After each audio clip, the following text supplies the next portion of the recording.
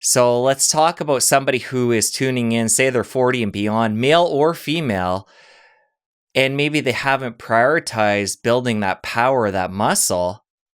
What hope do they have at that point for building that up and not just maintaining? Let's stop listening to this ridiculous narrative because the research is showing the opposite.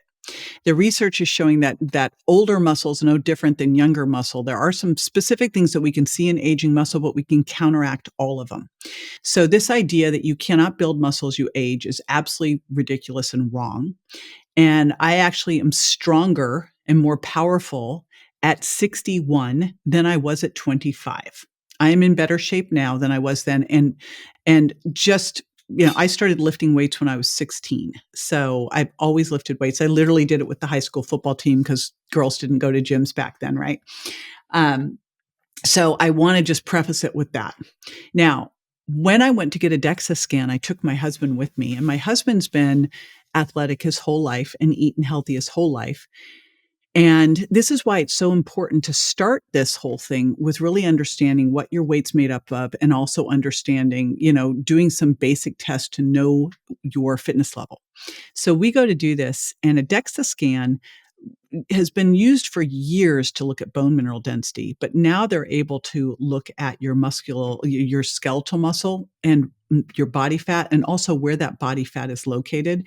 They're also going to be able to look at a predicted VO2 max here pretty quick too, and a cardiovascular scan. So really cool technology coming out, especially for something that's like $100.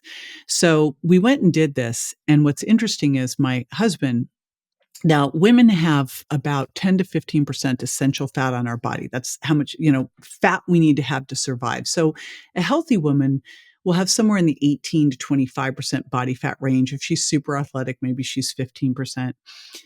A healthy male, they have 3 to 5% essential fat, and they'll have somewhere in the 10 to 18% range.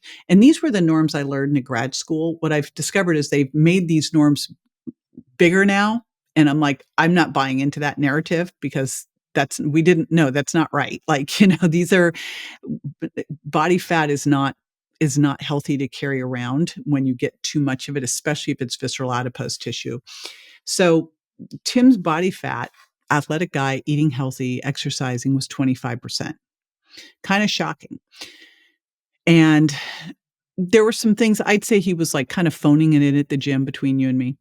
And his diet needed to be tightened up a little bit. Like, he would eat healthy food, but he would eat too much healthy food, and too much healthy food's unhealthy. It's going to give you, it's got to go somewhere, and it was going to fat on his body.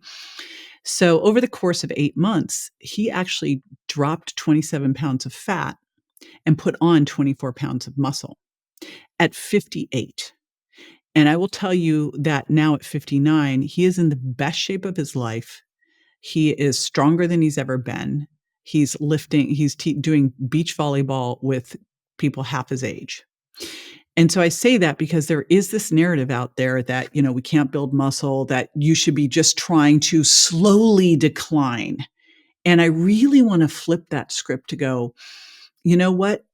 We have so much more information now out there that we didn't have before. And you probably have one of the things that's the most important for getting in great shape. And that's like, you probably have a little more time now than you did in your 20s and 30s when things were totally chaotic.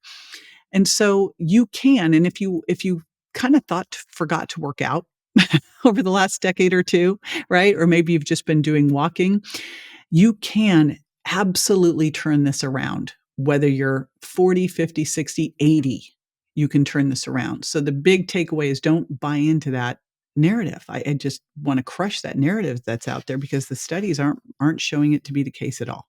And I want to talk a little bit more about that DEXA scan because it's so important to look at beyond weight and the actual body composition, because what can happen, and this will likely happen if you're not working out and you're not eating right, as you get older and go from, say, 30 to 60, you may be the same weight overall if you're just using the scale, but you may have replaced a lot of that muscle with fat. And if you're just using that as your reason to continue living the way you're living and not doing some of the things we're going to get into today, diet and lifestyle, you can be tricking yourself and others around you. Exactly. If this was my perfect world, we would no longer have scales. We would only do body composition because you've got to know what your weight's made up of. Perfect example is my husband, Tim. He's always weighed the same weight. So he weighed the same weight he'd weighed in college and in high school, but the weight was very different. And when people tell me, oh, I weigh the same as I did, I'm like, yeah, but unless you have actively been doing resistance training, it's not the same. And so what I recommend is to go do a DEXA body scan. Again, inexpensive. Now there's these DEXA fit centers all over the place. So they're easy to find. Um, Get it done every 6 months. It's going to look at bone mineral density, but bone mineral density is really a lagging indicator. It's sort of like blood sugar. By the time your blood sugar is high, you've been insulin resistant for a while. By the time your bone mineral density is not good, you have not had enough muscle and you haven't built quality muscle. It's been a problem for a while. So step one, we're looking at bone mineral density, but we're really looking at what's called your appendicular lean mass index. And it's your skeletal muscle mass. And then they equate it to like norms for your age. And you want to be an overachiever. You want to be in the top 25%. You can also see if that muscle mass is even, if it's fat infiltrated, we want to be fillets, not ribeyes. And then it's going to look at your overall body fat, but also where that fat's located. And while we don't want to have high body fat, it's not, it's not a great thing. The bigger problem is where it's located. So if you have a lot of subcutaneous fat in your hips and thighs, that's not going to be problematic like having visceral adipose tissue around your organs. So that's the cool thing, is it will give you all of this information. Then you can come home and buy an inexpensive bioimpedance scale and correlate it, because the bioimpedance scales are based on total body water. They send a resistance wave through your body and they predict how much fat you have and how much skeletal muscle mass you have. But it's a prediction based on total body water, and that fluctuates. And so what I have people do is get a bioimpedance scale for home that reads into their phone, and then get on it every single day, same time of day. Like get up in the morning, go to the bathroom, get on the scale, and then track it so that you see the trend improving over time. You're really looking at what happened over the week, not what happened day to day, because weight's going to fluctuate day to day.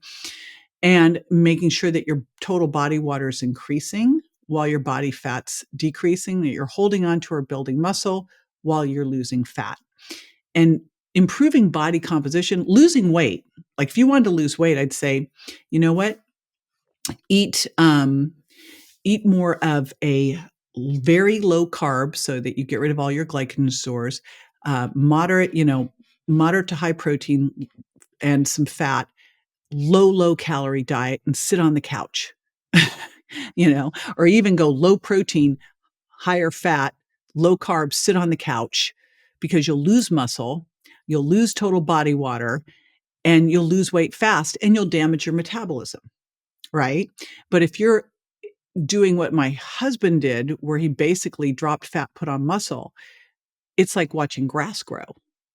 But the change is way more permanent. You're not damaging your metabolism. You're adding that muscle that's going to dictate a better resting metabolic rate, so you don't have what's called metabolic adaptation, where you lose weight and your metabolism downshifts more than it should.